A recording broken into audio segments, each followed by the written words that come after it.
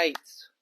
Well, good morning again, everybody. So we are continuing our series called God is with Us. And we're talking about how in the book of Matthew, when the angel announced Jesus, he called him Emmanuel. And that was from an Old Testament prophecy in the book of Isaiah, which means God is with us. And so God is with us every single day. I don't know about you guys, but have you ever reached that moment in your life, right, where it seems like the final straw has hit that camel's back, right? That's broken it, right? That last thing where you couldn't take any more, and it could have been something even small, and you just want to be set off and just go crazy, right? There's this YouTube channel that me and my sons watch called Dude Perfect. I don't know if you guys ever heard of it before, but it's basically these 5 guys, and they're Christians. But they make these they make trick shot videos, but they also make these silly videos. And this one video that they have called Stereotypes, they kind of stereotype different situations, like one we're looking at today's Christmas stereotypes. But there's always this one moment where one guy loses his cool and becomes like a total rage monster. And so I want you guys to just kind of see what I mean, all right, just in this video here. All right, boys, you gotta get all 4 of these right, or the girls win. Hey, Tyler, are we getting timer? It's only 1 tonight. Now welcome to the party, pal. Got our opponent. This is debatable. We'll talk about it after. Oh, nice. Bye, buddy. Hope you find your dad. Thanks, Mr. Narwhal. I love Silence. Silence is my favorite. You smell like beef and cheese. You sit on a throne of lies. Son of a nutcracker. Ow! I've never seen it. Are you serious, Carl? Oh, no, that one. Christmas Vacation. It's too late! It's too late! Ah!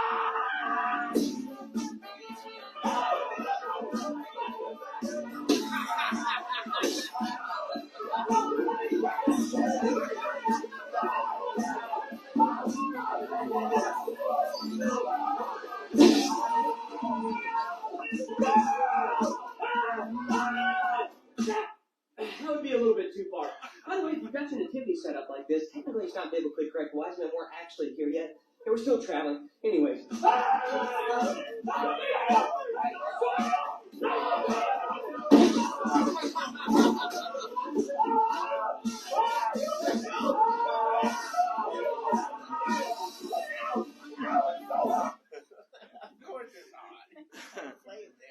All right, I have never done that before, but I have wanted to, okay?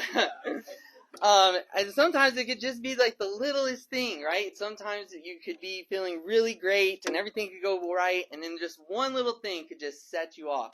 Even this past week, we've been having a very busy last couple weeks and weeks and things like that, tons of stuff going on, and we got to Tuesday night, and it was our small group night, and so people were coming over, we were running behind, late to make the coffee, late to clean the house and stuff like that, and then right at the last minute, just 10-15 minutes before everyone came over, the lights in half our house went out, a breaker just totally broke, right, and the bathroom light was out, a couple of the bedrooms was out.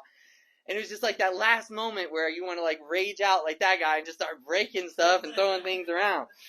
And that's sometimes where we get like that, right? And the worst experiences ever is when you feel like everything's gone great, right? When you're on the top of this mountain and everything is going great, and then something happens and you just plummet to the bottom, right? And you feel like it's just done, you're over, you just had enough with everything, and you just want to give up. In this passage, we're going to be in 1 Kings chapter 19 today. 1 Kings chapter 19. And we're going to be talking about how God is with us even in the wilderness. And in this passage, we see that Elijah here has this experience much like that, where he has everything going for him. He's on the top of this mountain, but then one thing happens and it all falls to pieces. But even in those times of our lives, even with Elijah there, even when we experience those times, God is still with us. So, chapter 19 of Kings. All right, so I'm going to start in verse 1. It says there, turn my mic on. It says, and Ahab told Jezebel all that Elijah had done, and with all how he had slain all the prophets with the sword. Okay, so here's what's going on in this passage. Kind of give you some background. So in chapter 18, one of the coolest events in the entire scriptures takes place. Elijah is on top of this mountain, and he's with the prophets of Baal. So at this time, the Israelites, they'd started to move away from worship of God and started to worship this false god, this idol called Baal. And that has a lot to do with the fact that the king and the queen at the time, there was a guy named Ahab, and the queen was Jezebel, and Jezebel was super into this Baal worship. And so all of Israel started to follow suit, and Elijah was the prophet of God.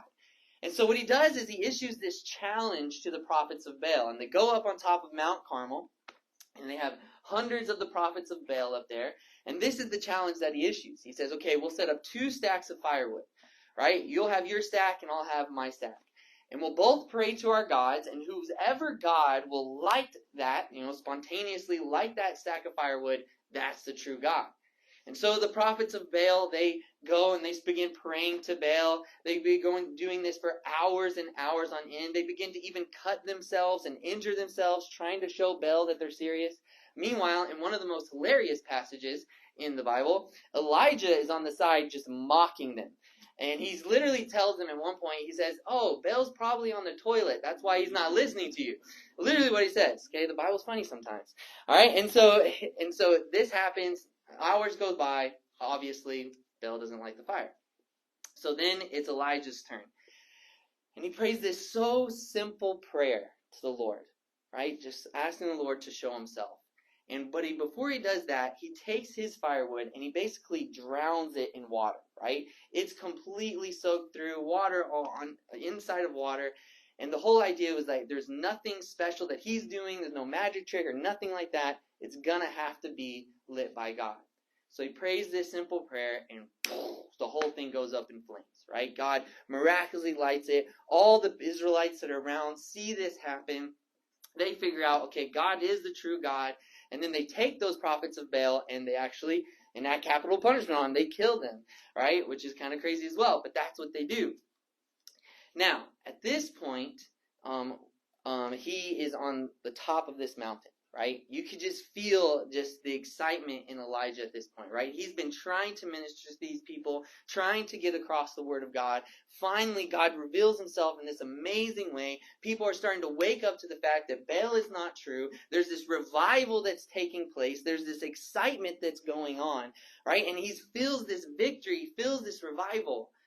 But the thing is, it doesn't last long.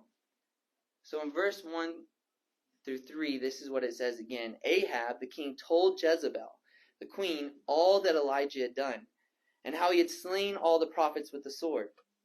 And Jezebel sent a messenger unto Elijah, saying, so let the gods do to me, and more also, if I make not thy life as one of them by tomorrow about this time. And when he saw that, he arose, and he went for his life, and came to Beersheba, which belongs to Judah, and left his servant there. So he has that mountaintop experience, but immediately he runs away because of threat for his life. It seemed like everything was going right for him, right? That all these powerful experiences that was going on, but then it all went wrong in one instance. Instead of celebrating, he's running. Instead of being victorious, he's in hiding. And maybe we've been there in that place in our lives before. Maybe we've had one of the greatest months of our lives, right? Everything seems to be lining up. Everything seems to be going right. Everything seems to be perfect. We're walking on cloud 9. We're going into work and we got smiles on our faces and our coworkers are asking, why are you so happy, right? But then in an instant, it all just comes crashing down. Something happens that ruins our mood. It just kills our vibe. It destroys our joy. And it's in those moments when we often have a decision to make. Are we going to keep on being faithful to God, or are we going to run out into the wilderness? And that's what Elijah decided to do. He decided to run outside of the will of the Lord, to run away out into the wilderness. But what we see here in verse 3 through 8 is we see that God was with him even in the wilderness. So let's look at verse 3 again. Verse 3, and when he saw that, he arose, he went for his life. He's running away. And he came to Beersheba, which belongs to Judah, and he left his servant there. But he himself went a day's journey into the wilderness and came and sat down under a juniper tree, and he requested for himself that he might die. And he said, "It is enough, O Lord, take away my life, for I'm not better than my fathers." See, here we see Elijah at his absolute lowest, right? We see this sadness come about him, this depression even. So much more so where he just asked the Lord to kill him. He says, "God, just take my life. I want to die right now." This teaches us something, too, about this, is that a lot of times when we do get into depressive states or we feel sadness, sometimes we could feel shame for that, and we could feel like maybe I'm just not spiritual enough, right? If I'm just not close to God enough, and that's why I get sad. But the fact is, the reason we get sad sometimes is because we're human. Here's Elijah, who was so close to God, a prophet of the Lord, who God was using in amazing ways, and even he experienced these bouts with sadness, right? These bouts with depression, these bouts with just being just filled with pain and sorrow. So sometimes we're going to go through that, and we're going to experience that just because we're human. And we'll see in a second that God cares for us even in the middle of those times. But what he says here, I think, resonates with me and maybe with all of us. He tells the Lord, he says, it is enough. Right? He says, "It's enough, O Lord." I mean, have you ever felt that way where everything has got you down so much, right? Where you just want to throw your hands up in the air, you just want to quit. You're just like, it's enough already. I tried to do right. I gave it my all. I thought I was on the right track, but now it's all just blown up in my face. I remember this one time in my life, I felt like everything was just going right for a group of months, right? It was just like thing after thing was happening. It was just all going good. It was all perfect. It was just nothing was wrong. There was no problems. Life was in order. It seemed to be going so great. I remember even praying. It was at the beginning of the week. And I prayed to the Lord. I was driving and I was like, "God, thank you so much for just the blessings that you've given. Thank you so much that everything seems to just be falling into place. Thank you, Lord, for all of these things." But then by the end of that week, things started to spin out of control.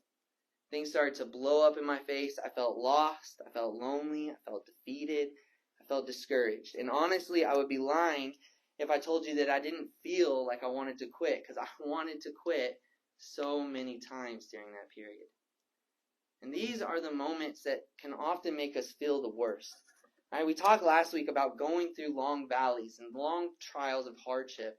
And sometimes when we're going through those long trials of hardships, we expect things to not go our way, right? We expect things to be rough. We expect things to be hard. But it's in these moments when everything seems to be going right in life, when we have these mountaintop experiences, and then we're cast down to the bottom of the hill, that we can get so discouraged and defeated, where we could just feel like everything is out of control. And in those times, we can start to feel the worst. But that's when we got to remember again that even at the base of the mountain, God is with us. Look at here in how God provides for him in verse 5 through 8. In verse 5, this is what it says, "And as he lay and slept under the juniper tree, behold, then an angel touched him and said to him, Arise and eat. And he looked, and behold, there was a cake baked on the coals, and a cruse of water at his head. And he did eat and drink, and lay down again. And the angel of the Lord again, the second time, touched him and said, Arise and eat, because the journey is too far for you." See, Elijah lays down in this depressive state, right? And maybe you've been there as well. When things seem to be going wrong, you just want to get into bed. You just want to sleep all day. You want to turn on the TV and veg out. You don't want to have to think about anything because the world seems to be too much. It seems like it's just enough. And that's where he's at. He lays under this tree, wants to just give up, sad, depressed, lonely. But here's what God does. God sends his own angel to him to cook him a little piece of bread and give him some water to just minister to him in this moment. Right? One pastor put it like this: Elijah is throwing a pity party, but God is catering. Right? And that's what's happening here. Even in this depressive state, God is there providing for him.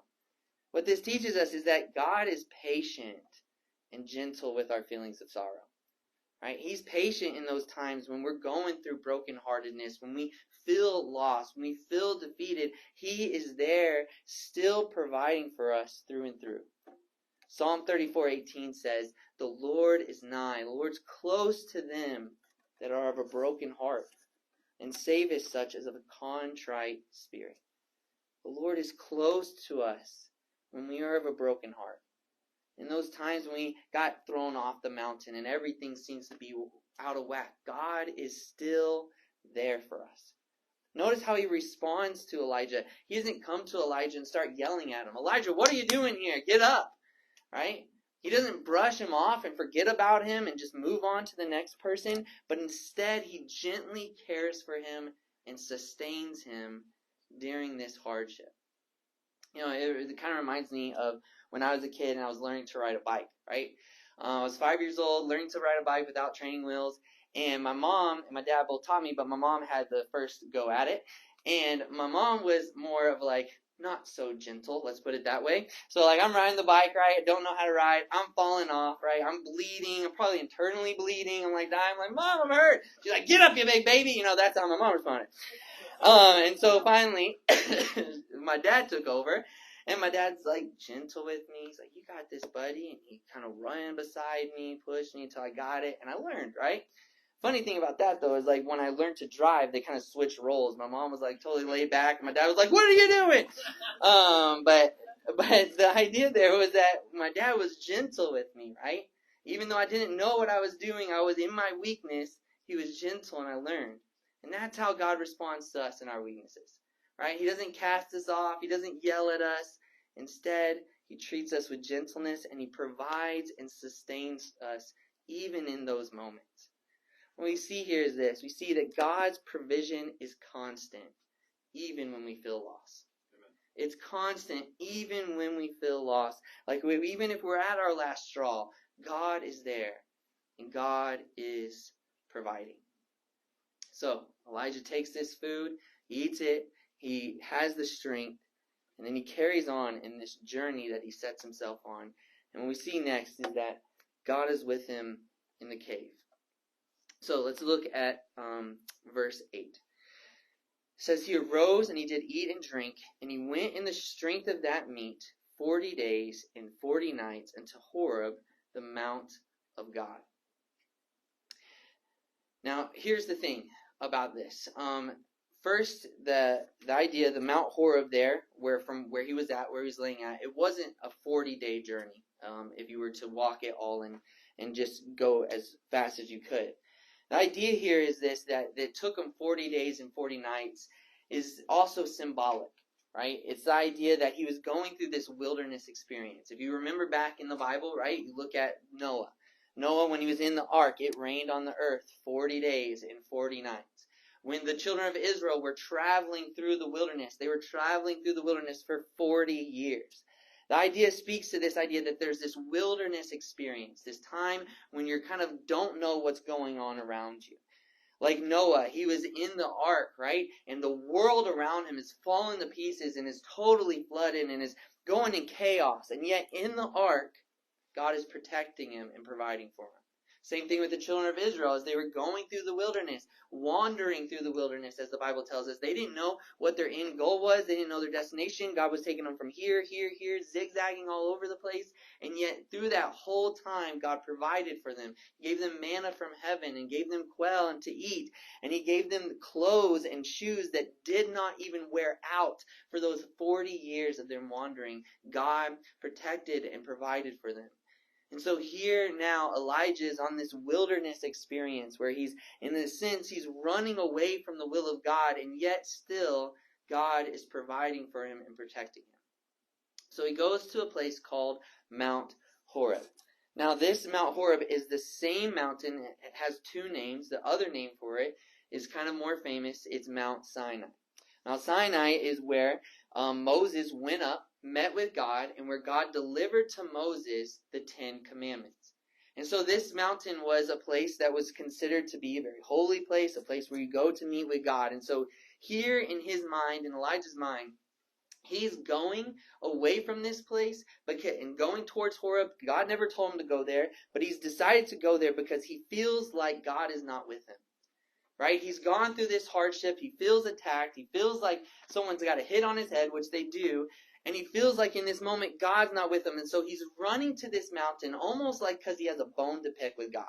Almost like he's running to the mountain and says, all right, I'm going to lay everything out. I'm going to meet with God. He's going to listen to me. He's going to hear me because obviously he's not with me right now.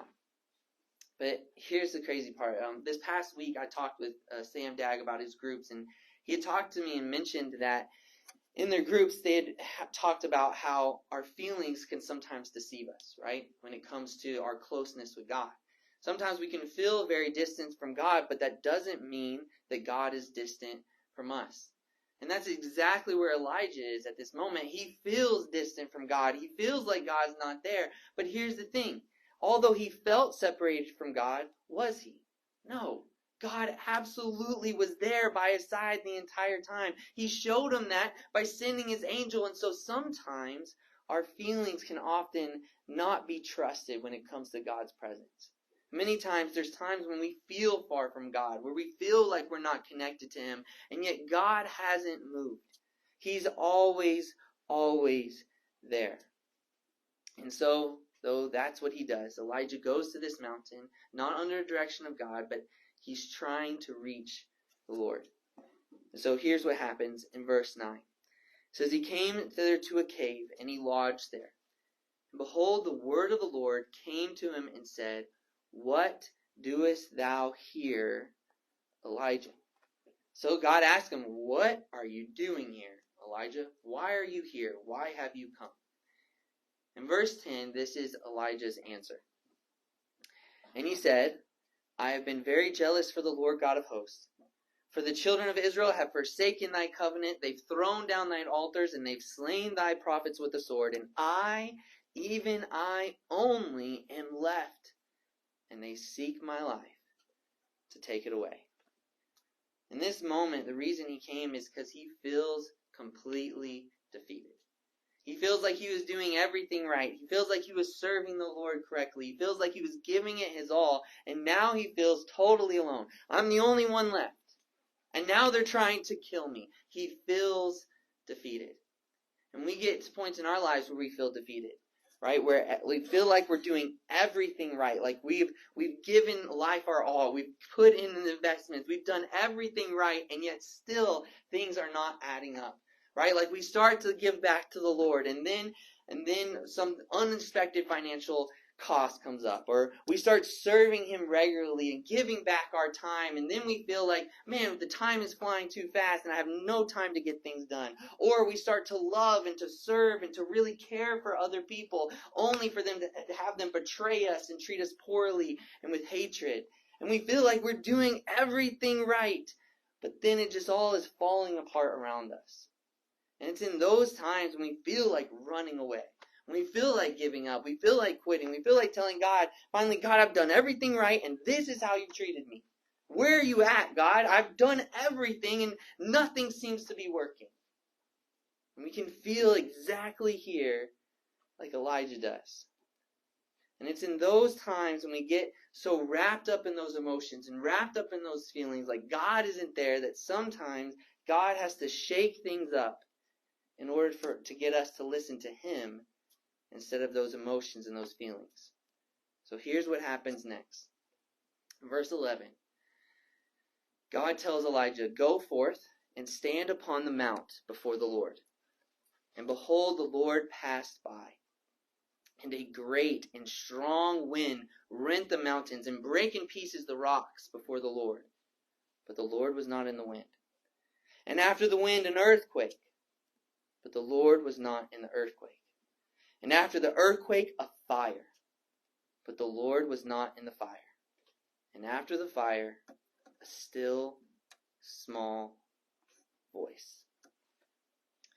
This teaches us a couple things, right? He asks Elijah, he tells him, go out and stand in the cave. I'm going to show you something right now. So he goes and he stands at the front of the cave, and God sends this great wind that causes this landslide. He sends an earthquake. He sends a fire. And what he's telling him, he's showing him all of his power and laying it out for him. But it teaches us this. In every one of those things, it says that the Lord was not in the wind, or not in the earthquake, or not in the fire. It teaches us that God does not speak to us through the calamities of our lives. But he can use those calamities, those distresses, and those problems to get our attention. Sometimes he has to be rough for us to open our ears.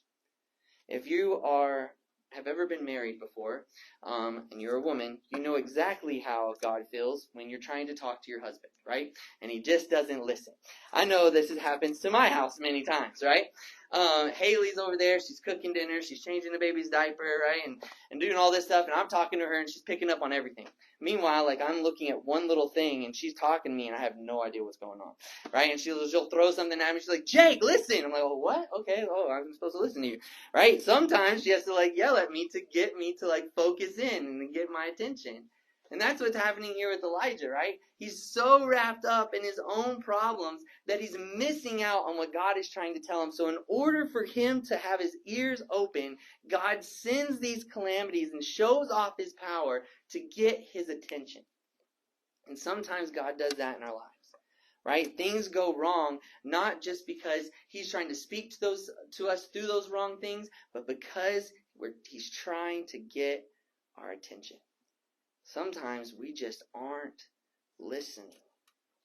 We become so consumed at looking down at this earth and the problems that our ears are not open to what the Lord is trying to teach us and tell us. And another thing is we forget so quickly that God has so much power. Right? Here's Elijah, right? Feeling completely powerless, feeling completely defeated, feeling like he's being attacked, and feeling like God's nowhere to be found. And so God brings him to the edge of this mountain and then just displays his mighty power in front of him. And we forget so quickly that God has so much power. You know, just because we feel powerless in a moment doesn't mean that God has lost an ounce of control. It's even in our hardships, in our times when we feel defeated and powerless, that God's power is still present, even when we feel defeated. His power is still reigning supreme, and his power is still there in our lives. And so, this still small voice comes to Elijah, and God has a question for him.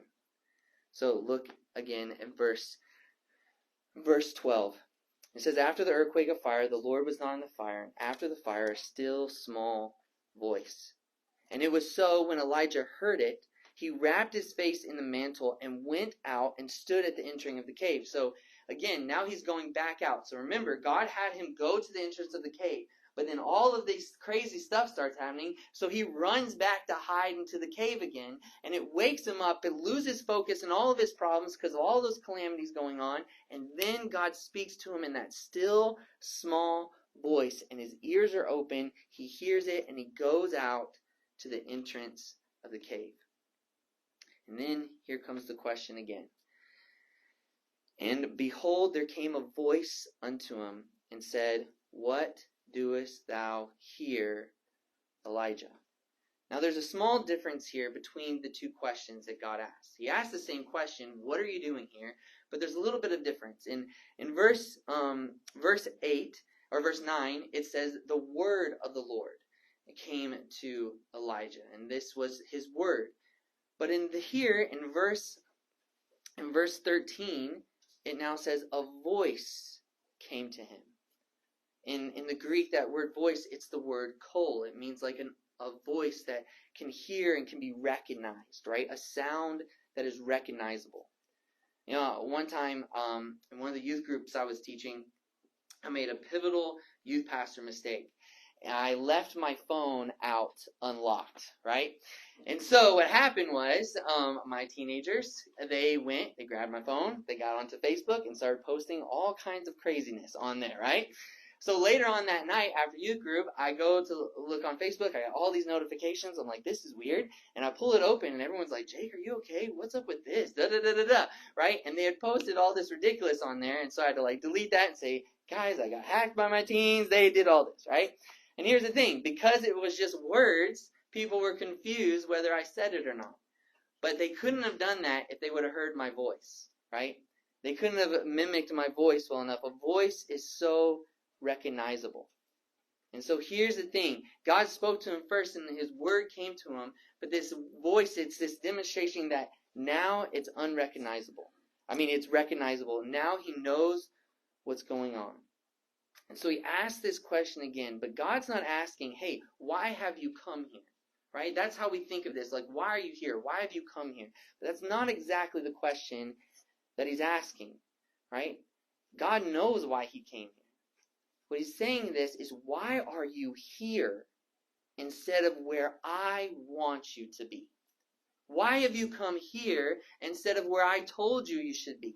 See, up until this point in the passage, Elijah only ever went where God told him to go.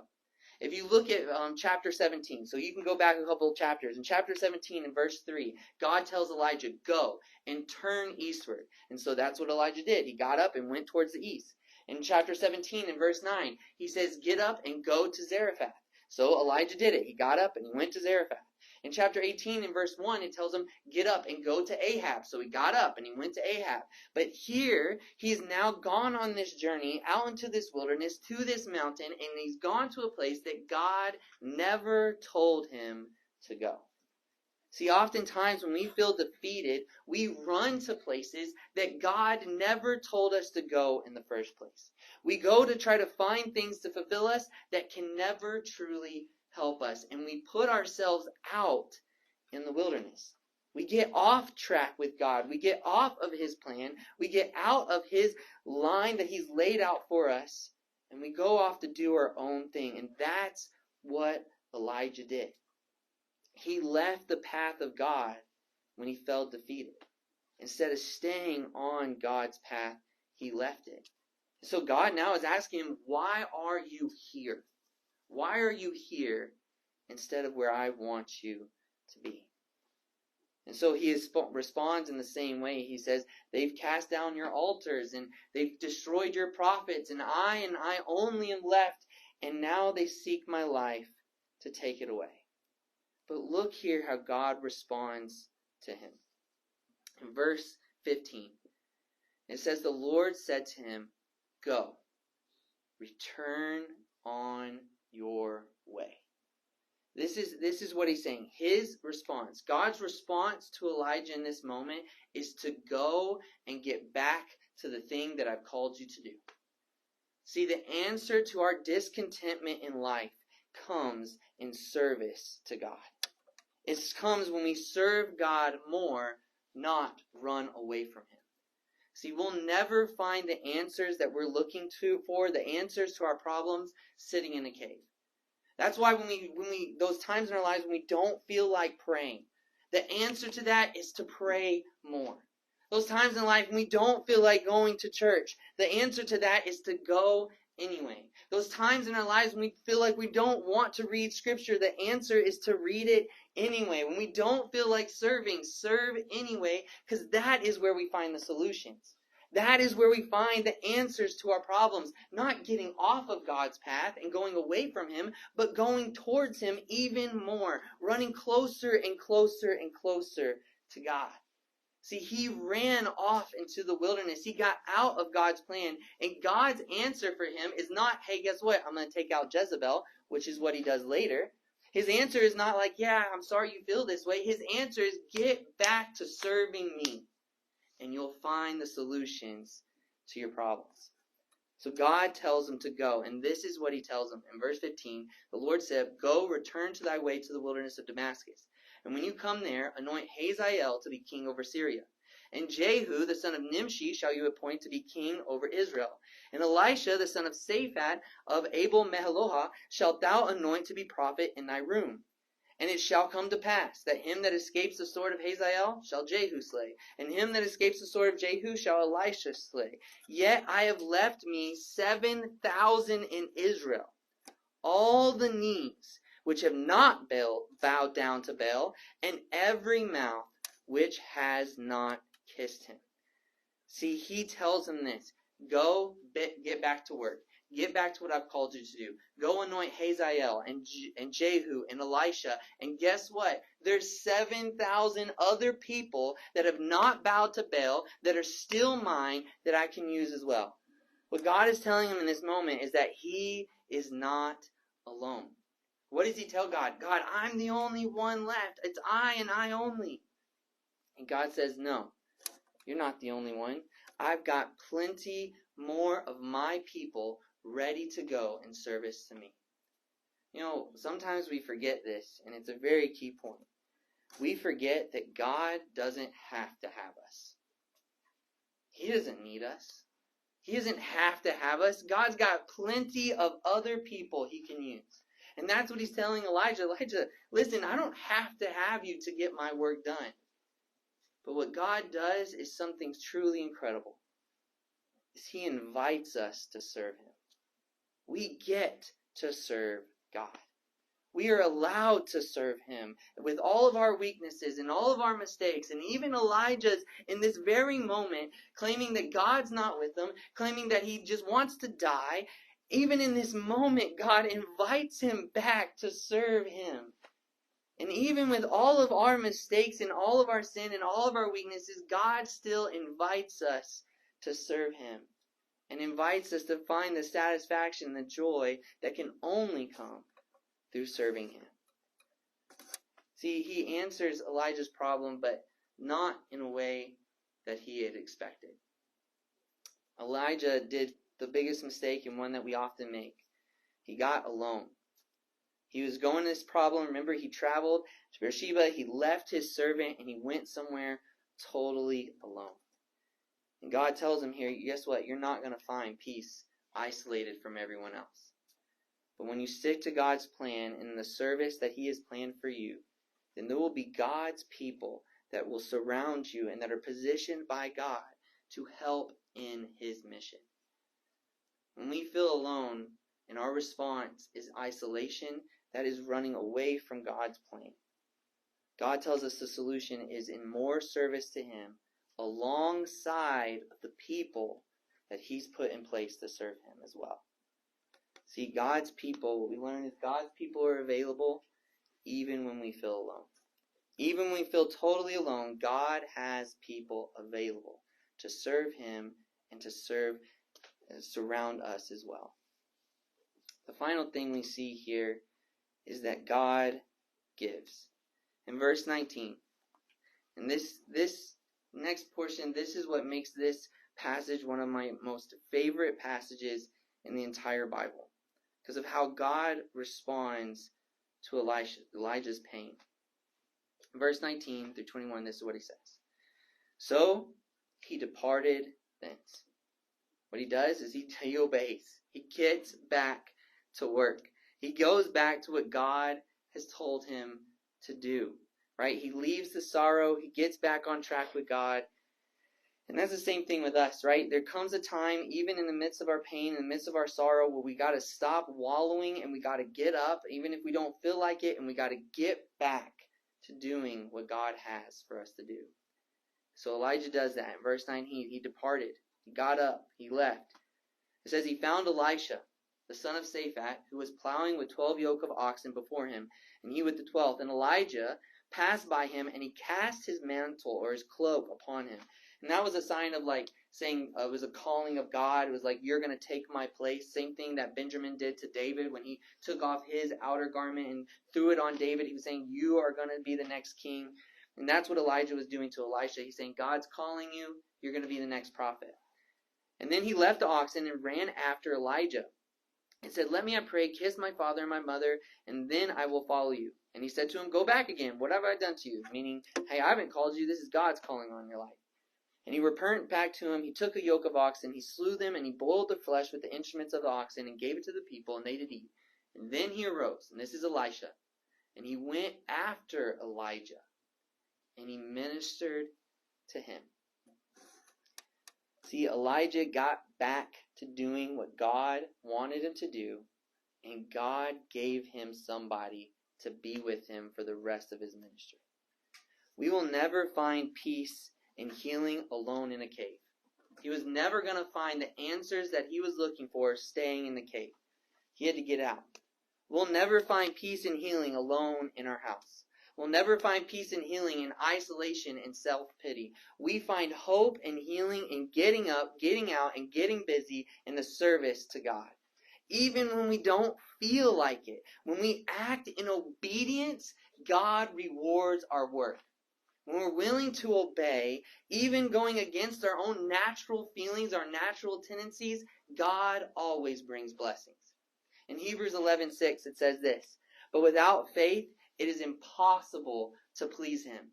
For he that comes to God must believe that he exists, that he is who he says he is, but also that he is a rewarder of those that diligently seek him."